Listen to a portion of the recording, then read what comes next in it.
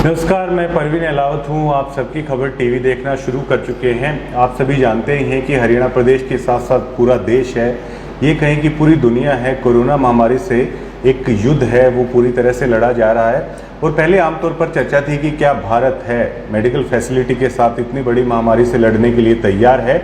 अब चीज़ें जो सामने आ रही हैं तो पूरा देश उस पर गर्व करना चाहेगा कि भारत ने जिस तरह की लड़ाई लड़ी है, चाहे हमारे डॉक्टर्स हों, चाहे अन्य मेडिकल स्टाफ हों, चाहे हमारी अन्य मेडिकल फैसिलिटीज़ हों, भारत हर उम्मीदों पर खरा उतर रहा है।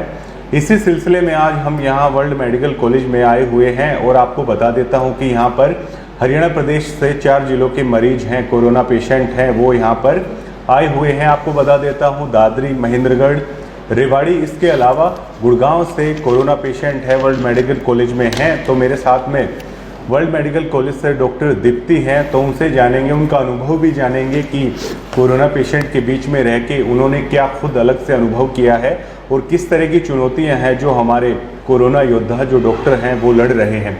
मैम, सबसे पहले आपका स्वागत करना चाहूँगा जी।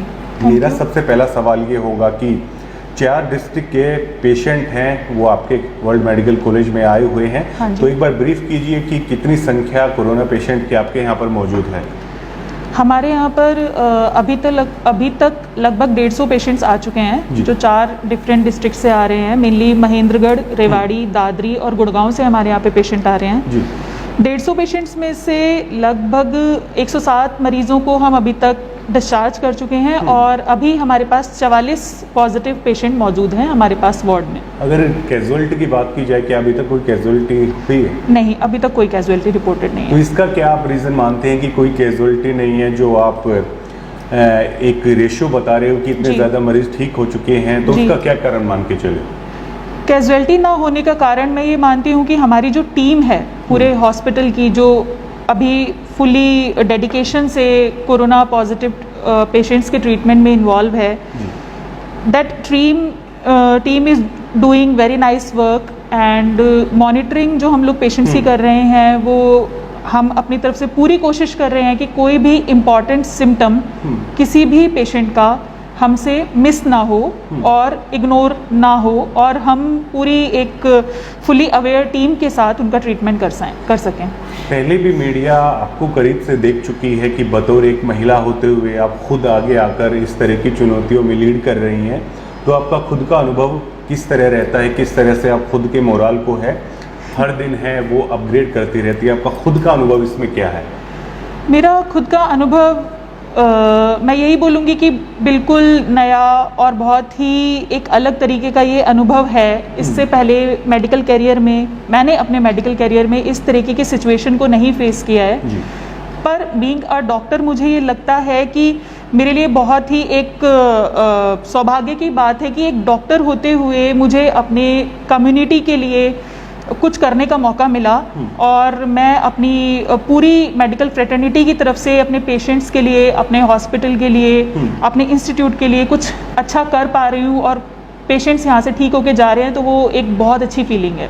हालांकि आप अपनी तरफ से जो सारी मेडिसिन है पेशेंट के लिए वो भी आप देते होंगे, लेकिन हमने देखा है कि अलग से भी एक मोटिवेशनल है, पेशेंट के साथ एक अलग से भी रिश्ता है, डॉक्टर को रखना पड़ता है। तो क्या कभी ऐसा हुआ कि जब आपने महसूस किया हो कि पेशेंट हैं आमतौर पर चिड़चिड़े हो जाते हैं इस तरह के हालात में, तो उसमें खुद को किस तरीके से प्रिपेयर करते हैं उन हालातों से निपटने के लिए? जी, काफ़ी बार ऐसी सिचुएशंस हमारे सामने आई हैं क्योंकि पेशेंट्स का जो मेंटल कंडीशन है इस वक्त बीमारी के साथ, वो लोग काफ़ी ज़्यादा डरे हुए होते हैं। कई बार उनके अपने मिथ्स होते हैं उनके माइंड में, जिसके चलते वो लोग काफ़ी परेशान होते हैं। तो ऐसे समय पर हमें काफ़ी पेशेंट्स रखने की ज़रूरत होती है। कई बार पेशेंट की काउंसलिंग करनी होती है, कई बार उन्हें समझाना होता है। ऐसे में कई बार हमें एक डॉक्टर पेशेंट से आगे बढ़कर एक ह्यूमैनिटी वाले रिलेशन को भी बीच में रखकर पेशेंट की काउंसलिंग करनी पड़ती है और उन्हें अलग से कई बार टाइम भी देना पड़ता है, उनके पास जाना पड़ता है,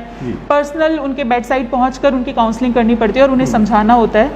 और अभी तक हम इस चीज़ में खुद को लकी मानेंगे कि जितने भी पेशेंट्स हमारे पास आए और जो भी उनकी परेशानियाँ थीं, अभी तक हम उन परेशानियों को पूरी तरह सॉल्व कर पाए हैं और हम कोशिश करेंगे कि आगे भी इसी तरीके से हमारे पेशेंट सेटिस्फाइड होकर, ठीक होकर यहाँ से डिस्चार्ज होते रहे। अच्छा, ये बताइए, आदमी मुख्यतः एक सामाजिक प्राणी है, जाहिर तौर पर आप एक डॉक्टर तो हो, लेकिन उसके साथ साथ आपका भी परिवार होगा, जी। आपकी भी अपने परिवार के प्रति कोई नैतिक जिम्मेदारी होगी। तो सबसे पहले आपके घर का माहौल क्या था जब उनको पता चला कि जहाँ पर आप काम कर रहे हो वहाँ पर एक बड़ा कोरोना सेंटर है वो बना दिया गया, तो आपके घर का माहौल कैसा था? घर वालों से आपकी क्या बात हुई, उनकी आपसे क्या बात हुई, क्या कुछ जिक्र करना चाहेंगी?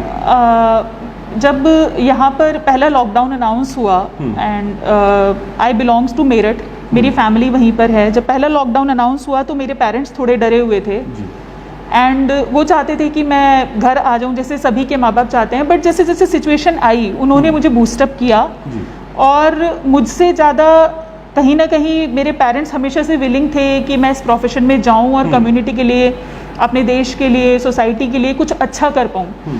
तो अभी उनको जब मैं अपने डे बाय डे एक्सपीरियंस से शेयर करती हूँ, उनकी जो खुशी होती है, उनके चेहरे पर जो एक प्राउड मुझे अपने लिए फील होता है उनके एक्सप्रेशंस को देखकर, वो मेरे लिए बहुत बड़ा मोटिवेशन है। और उनके रिएक्शन से, उनके सपोर्ट से मुझे बहुत मेरा मोराल बूस्ट होता है, और डे बाय डे मेरे मोटिवेशन का एक बहुत बड़ा कारण उनका रिएक्शन भी है। अच्छा, क्या खुशी होती है? पूरा देश आपको कोरोना योद्धा के रूप में देख रहा है, पिछले दिनों भी देखा होगा, पूरे देश भर में, पूरे देश ने आपके सम्मान के लिए जो एक कह सकते हैं कि दिवाली मनाई गई थी, तो क्या खुशी महसूस होती है कि पूरा देश आप लोगों में एक उम्मीद की किरण देख रहा है, आप लोगों को सैल्यूट कर रहा है? अंदर से खुशी होती होगी अगर देशवासी सम्मान देते हैं आपके काम को। ये एक काफ़ी गर्व की बात है मेरे लिए, और मैं ये सिर्फ मेरे लिए नहीं, हर उस डॉक्टर के लिए, हमारी पूरी कम्युनिटी के लिए, एक मेडिकल कम्युनिटी के लिए, जो लोग आज अपनी फैमिली को छोड़कर, अपनी फैमिली से अलग रहकर, बहुत सारी मुश्किलों से डील करते हुए लगातार पेशेंट्स के लिए काम कर रहे हैं। हम सभी के लिए बहुत गर्व की बात है कि हमें देश के लिए ये सब करने का मौका मिला। अच्छा, क्या कभी ये चिंता नहीं सताती आपको, क्योंकि हाईली रिस्क में तो आप 24 आवर हैं, उसके बीच में हैं, क्या खुद कभी ये चिंता नहीं होती कि अगर मान लो कुछ ऊंचा नीचा या कुछ हो जाता है, तो क्या मन में इस तरह के ख्यालात कभी आते हैं? क्या कुछ आपका एक्सपीरियंस इसको लेकर? मन में इस तरह के ख्याल से डर तो नहीं है, पर हाँ, मैं ये ज़रूर बोलूँगी कि हम पेशेंट्स के पास जाते वक्त और पेशेंट को ट्रीट करते वक्त पूरी तरह प्रिकॉशंस का ख्याल रखते हैं।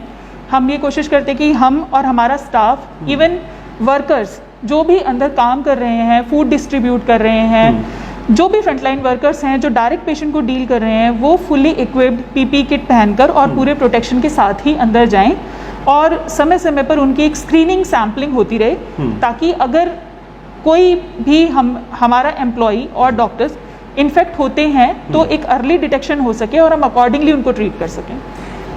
आपके मुताबिक 100 से ज़्यादा पेशेंट हैं यहाँ से ठीक होकर जा चुके हैं। 107। तो क्या कोई ऐसी याद आप साझा करना चाहेंगे कि वो लोग जब ठीक होके गए, और कई जगह तो ऐसे भी आया है कि डॉक्टरों को वो अपना खुदा कहें या भगवान कहें, वो तक कह के गए हैं, तो क्या डॉक्टर दीप्ति के पास कोई ऐसी याद है जो ज़िंदगी भर याद रखेंगे? जो लोग हैं यहाँ से ठीक हो गए, आपको कुछ कह के गए, क्या कुछ अनुभव है आपके पास? जी, एक रीसेंट कुछ अनुभव हैं, बट मैं आपके साथ एक बहुत ही रीसेंट सा अनुभव शेयर करना चाहूँगी। हमारे पास एक पेशेंट बनवारी लाल थे जो अभी आज ही यहाँ से डिस्चार्ज होके गए हैं, और उनकी शादी की 35वीं सालगिरह थी जिसमें वो हमारे साथ मौजूद थे। मुझे दोपहर में उनके बेटे से पता चला कि उनकी मैरिज एनिवर्सरी है, और जैसे ही मुझे पता चला मुझे लगा कि हमें उनके लिए कुछ करना चाहिए, क्योंकि मैं अपनी फैमिली से अलग होने का मतलब, और अगर कोई स्पेशल डे है, एनिवर्सरी है, तो वो दिन हमारे लिए इम्पोर्टेंस रखता है, और पेशेंट के लिए नहीं, अगर हमें पता चलेगा कि पेशेंट हमारे पास है तो वो हमारे लिए भी बहुत इम्पोर्टेंस रखता है। जैसे ही हमें ये पता चला, हम उनके पास गए और हमने बहुत अच्छे से उनकी एनिवर्सरी सेलिब्रेट की। उस समय जब हमने वीडियो कॉल उनके घर वालों से उनकी कराई, और उनके जो वाइफ के एक्सप्रेशंस थे, एंड हमें लगा कि शायद हमारी वजह से एक हमें ये मौका मिला कि हम दोनों ने उनका साथ में एनिवर्सरी सेलिब्रेट करा पाए हम लोग। तो ये अपने आप में बहुत अच्छी फीलिंग थी।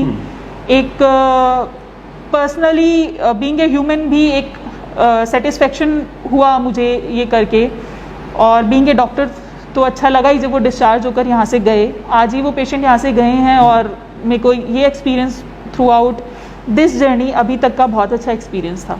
डॉक्टर दीप्ति फैमिली को मिस करते हैं, क्योंकि हमारे जैसे जो आम समाज के लोग हैं, वो अपने जी। परिवार के पास रहते हैं, अपने माँ बाप के पास, भाई बहनों से रोज मिलना हो जाता है। जी। डॉक्टर फैमिली परिवार को मिस करते हैं जी, क्योंकि बिल्कुल। काफी दिन हो चुके होंगे बिल्कुल, परिवार से बिल्कुल। मिले हुए, मिस करते हैं परिवार को। बिल्कुल बिल्कुल, मैं अपनी फैमिली को बहुत मिस करती हूँ और मिस करने से ज़्यादा इम्पॉर्टेंट बस अभी मेरे लिए ये है कि वो लोग सेफ रहें, वो लोग अच्छे से रहें, मैं अपना काम अच्छे से कर पाऊँ। एंड मैं ये बोलूँगी कि इस चीज़ के लिए मैं बहुत लकी हूँ क्योंकि मेरी फैमिली बहुत ज़्यादा सपोर्टिव है। मेरे पेरेंट्स डे बाय डे मेरे मोराल को बहुत ज़्यादा बूस्ट करते हैं और उनके जो मुझे एक सपोर्ट करने का तरीका है वो मेरे लिए एक बहुत बड़ा सपोर्टिव सिस्टम है और मुझे प्राउड है कि मुझे इतने सपोर्टिव पेरेंट्स और फैमिली मिली। बतौर डॉक्टर आपने क्या कुछ महसूस किया, क्योंकि पूरी दुनिया में कोरोना के अलग अलग सिम्टम्स हैं वो देखे गए हैं, तो और इंडिया में तो काफ़ी सारे मामले ऐसे थे जिसमें सिम्टम्स नहीं थे जबकि वो कोरोना पॉजिटिव थे। जी। तो डॉक्टर दीप्ति ने क्या कुछ अलग से महसूस किया है इस वायरस को लेकर, किस किस अलग तरह के सिम्टम्स हैं जो आपने खुद है वो नोट किए, क्या कुछ बताना चाहेंगे? काफ़ी केसेस जो हमारे पास आए हैं वो पॉजिटिव हैं पर एसिम्टोमेटिक हैं, तो ये ज़रूरी नहीं है कि हर पॉजिटिव केस सिम्टोमेटिक भी होगा।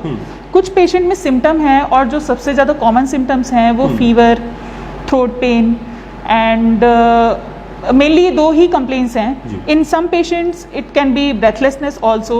तो लेकिन ये भी अभी हमें कुछ ही पेशेंट्स में देखने के लिए मिली है क्योंकि हमारा जो बेसिकली सेंटर है वो stage 1, stage 2 and oxygen support in stage 3 के लिए एलिजिबल है। तो हमारे पास जो ज़्यादातर पेशेंट्स आ रहे हैं वो वही आ रहे हैं और एक अच्छी डाइट, एक पॉजिटिव माइंडसेट एंड एक प्रॉपर ट्रीटमेंट केयर के थ्रू हम इस डिज़ीज़ से बहुत अच्छे से फाइट कर सकते हैं अगर हम पूरे प्रिकॉशंस लेते हैं।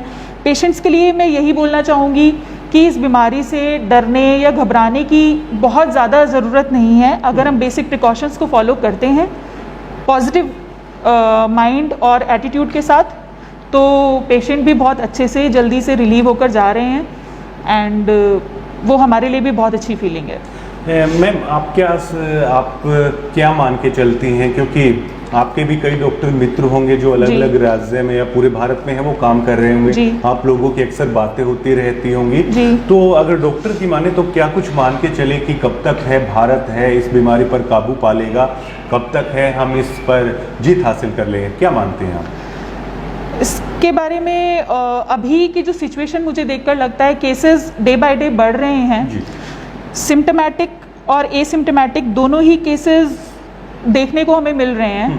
तो अभी की जो सिचुएशन है वो देखते हुए अगले 2-3 मंथ्स तो एटलीस्ट ये सिचुएशन जहाँ तक मुझे लगता है परसिस्ट करने वाली है एंड उसके बाद अकॉर्डिंगली देखते हैं किस तरीके से रिकवरी होती है और किस तरीके से लोग proper social distancing and precautions को फॉलो करते हैं। काफ़ी हद तक रिकवरी रेट उस पर भी डिपेंड करता है। अगर बेसिक गाइडलाइन की बात करें तो क्या कुछ ज़रूरी हो जाता है, क्या खाने में कुछ चेंजेस किए जा सकते हैं, क्या क्या सावधानियां हैं वो आम जन है वो बरत सकते हैं, क्या कुछ अभी तक आपने महसूस किया है? मैंने ये महसूस किया है कि अगर जहाँ तक हम खाने पीने की बात करें तो इम्यूनिटी का बहुत बड़ा रोल है।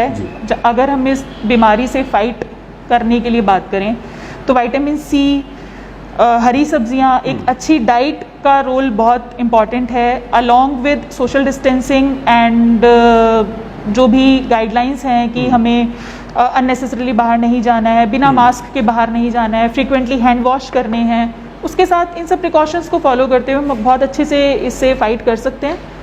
और मैं बस यही बोलूँगी कि बहुत ज़्यादा घबराने और डरने की ज़रूरत नहीं है। कोरोना महामारी से कोरोना योद्धा बन के, इसका हिस्सा बन के आपको कैसा लग रहा है? क्योंकि ये तो निश्चित तौर पर है कि आप जैसे डॉक्टर के बलबूते पर हम एक दिन है इस बीमारी पे जीत हासिल कर लेंगे, तो काफ़ी सारी कहानियाँ आपके पास भी होंगी, आने वाली जो हमारी जनरेशन है उसको सुना पाओगे। तो इसके कोरोना की जो लड़ाई है इसका हिस्सा बनकर मतलब क्या खुशी महसूस होती है या दबाव है वो आता है, क्या मानते हैं आप? मुझे इस लड़ाई का हिस्सा बनकर बहुत ही खुशी और बहुत ही गर्व महसूस होता है। दबाव इसलिए नहीं है क्योंकि इस प्रोफेशन में हम जब आए हैं तो एक खुद की इच्छा से आए हैं, कोई ज़बरदस्ती हमें इस प्रोफेशन में भेजा नहीं गया है। तो क्योंकि अब विलिंगली इस प्रोफेशन में हम आए हैं तो जो भी इस प्रोफेशन में रहते हुए हमारे एक्सपीरियंसेस होंगे वो सारे एक्सपीरियंसेस हमारे लिए बहुत इंपॉर्टेंट होंगे और बहुत प्यारे होंगे। तो इस लड़ाई का हिस्सा बनकर और ये एक्सपीरियंसेस को फेस करके जाहिर सी बात है एक बहुत ही खुशी होती है कि हमारे पास भी कुछ अगली जनरेशन को बताने के लिए कुछ होगा। और इस एक्सपीरियंस के थ्रू और सिचुएशन के थ्रू हमें काफ़ी कुछ सीखने को मिला कि किस तरीके से हम मेडिकल इमरजेंसीज, पैंडेमिक्स को हमें डील करना चाहिए, किस तरीके से हमें फेस करना चाहिए। तो ये बहुत ही अच्छा, नया और एक यादगार अनुभव रहेगा। पहले आमतौर पर पूरी दुनिया में ये बातें होती थी, बल्कि हमारे देश के भी कई लोग ये बोलते थे कि इतनी बड़ी महामारी का हमारा देश सामना कैसे करेगा। जबकि चीज़ें खुलकर सामने आई तो भारत के जो डॉक्टर्स हैं, भारत की जो मेडिकल फैसिलिटी हैं, वो उम्मीदों से भी ज़्यादा खरी उतर के सामने आई हैं। तो कई तरह के मिथ हैं इस कोरोना में।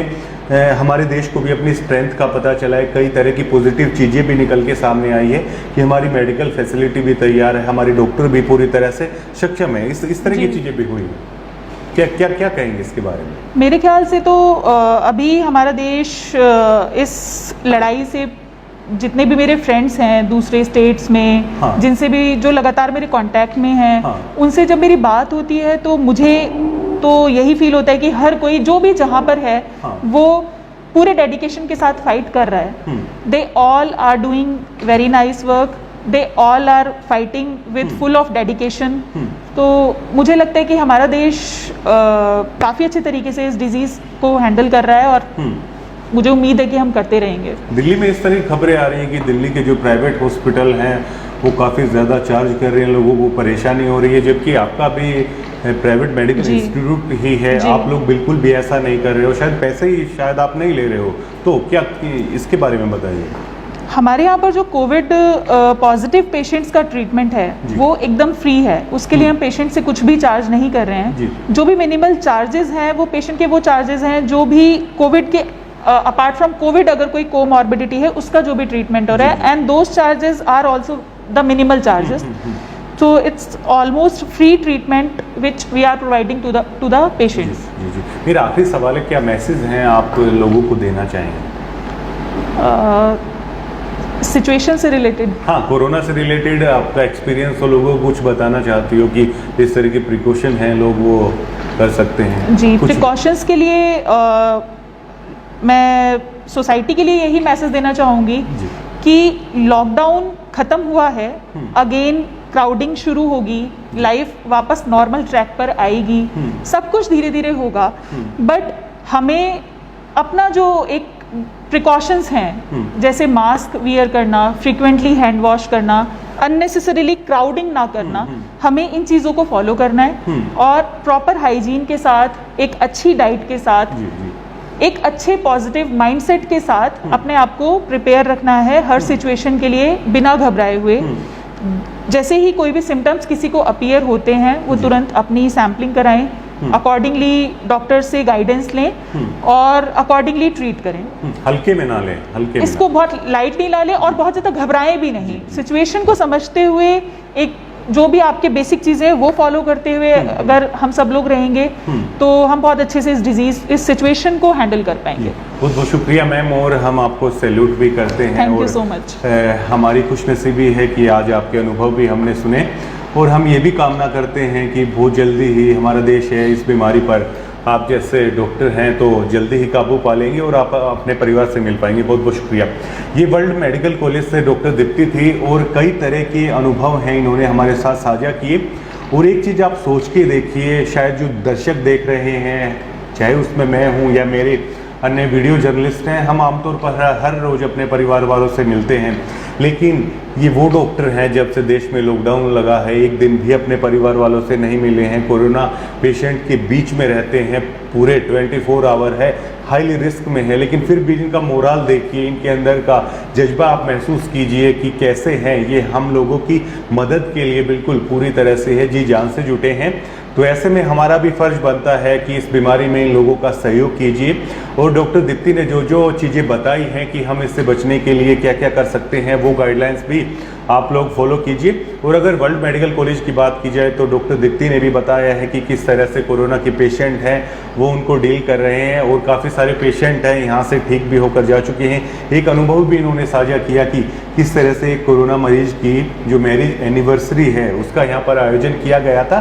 तो ये अपने आप में बेहद एक अनूठा एहसास है कि डॉक्टर जी ने हम एक किस्म से भगवान ही मानते हैं और वो लड़ाई लड़ रहे हैं हमारे लिए। तो क्यों ना ये हम दावे के साथ कह सकते हैं कि चाहे कुछ समय बाद ही है हम इन डॉक्टरों के बूते पर है, इस बीमारी से है वो पूरी तरह से काबू पा लेंगे। लेकिन उससे पहले आप लोगों को भी सहयोग करना होगा, भारत का भी, डॉक्टरों का भी। जो गाइडलाइंस हैं स्वास्थ्य विभाग की तरफ से भी जारी होती हैं उनको भी आपको अच्छे से समझना होगा, सावधानियां हैं बरतनी होगी। शुक्रिया।